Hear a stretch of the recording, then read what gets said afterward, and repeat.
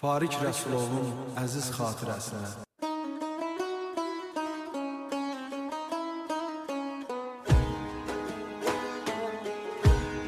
Qusarın dağları qara büründü,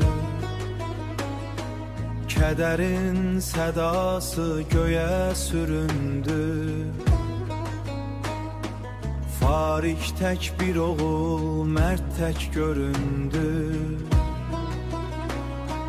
Bu kədərli xəbər ağlatdı bizi, vaxtsız bu ayrılıq dağlatdı bizi. Zalım çay apardı cavan ömrünü, yandırdı dostların kədər könlünü.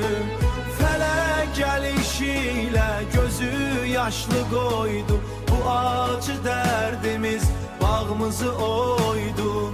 Bu acı dərdimiz bağımızı oydu.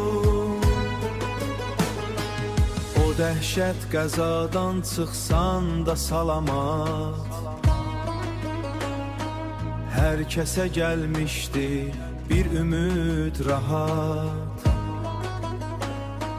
Ama sən demə varmış başqa bir saat. Bu qəfil gedişin ağlatdı bizi, dostların fəryadı dağlatdı bizi. Zalım